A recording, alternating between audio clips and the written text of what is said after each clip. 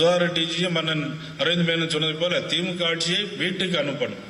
அவருக்கு சொல்லும் போது கொஞ்சம் தவறுதலா சொன்னாங்க. திமுக ஆட்சியை வீட்டுக்கு அனுப்பும் நோக்கத்தோடு அழகாக பேசினாங்க. என்டி ஆட்சி நம்முடைய கோட்டை செயின்ட் ஜார்ஜ் கோட்டைக்கு வரணும். அதற்கான அடித்தளம் விடுகின்ற வேலை தான் இந்த பூத் கமிட்டி. இன்னைக்கு 13ஆம் தேதி 14ஆம் தேதி 15ஆம் தேதி நீங்க எல்லாரும் போறீங்க.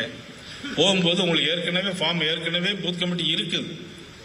எப்படி இருக்கு, யாருக்கு இருக்குதுன்னு சொன்னா அந்த பூத் கமிட்டி, அதாவது நம்ம பூத் கமிட்டியுடைய ரிப்போர்ட் எல்லாம் நம்மளுடைய சரலாப்பில் ஏற்றி நம்மளுடைய மாநில அலுவலகத்திலும் இருக்குது. ஆனா நம்ம மத்திய சென்ட்ரல் அலுவலகத்திலும் இருக்கு.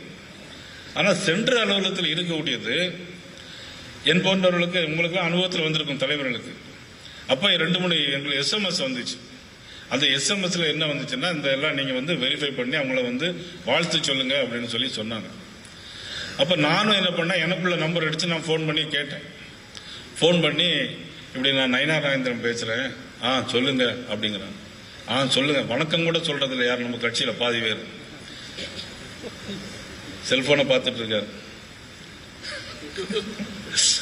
வினோஜிகர் வருத்தப்படக்கூடாது, நான் சும்மா யதார்த்தமா சொல்றேன், எப்படி இருக்குன்னு சொல்றேன்.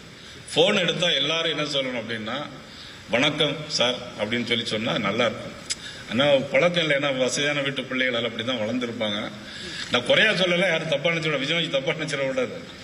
எல்லாரும் எப்படி இருக்கணும்னா போன் எடுத்தா சார் வணக்கம் எப்படி இருக்கீங்க அப்படி கேட்டா நல்லா இருக்கும். ஆனா இது மாதிரி பேசினேன்னா அப்ப அவங்க வடசேரில இருந்து, ஐயாவுக்கு தெரியும் வடசேரில சாலியர் தெரு, அப்ப போன் பண்ணி இப்படி நீங்க கிளைக்கழக செயலாளர் தானே அப்படின்னு கேட்டேன். கிளைக்கழக செயலாளர் நான் இல்லையே, கண்ணன் என் பேரை சொல்லியிருப்பான்னு நினைக்கிறேன், நான் போட்டோ கடையில வேலை பார்க்கறேன் அப்படின்னாங்க. நான் போட்டோ கடையில வேலை பார்க்கறேன் அப்படின்னா, இல்லப்பா நீ தான் கிளைக்கழக செயலாளர், உங்க பேரு போன்லாம் இருக்கு, நான் நயினார் நாகேந்திரன் என்ன தெரியுமா உனக்கு, நான் முந்தின அமைச்சரா இருந்தேன், இந்த பஸ் எல்லாம் ஓட்டும்போது அம்மா அப்பா அமைச்சரா இருந்தேன். அப்படியே எனக்கு தெரியல, நீங்க யாருன்னு தெரியல, ஆனா கண்ணன்ட்ட கேட்டுட்டு நான் சொல்றேன் அப்படின்னு சொன்னான். இந்த மாதிரி எல்லா இடத்துலயும் இருக்குன்னு நான் சொல்ல மாட்டேன்.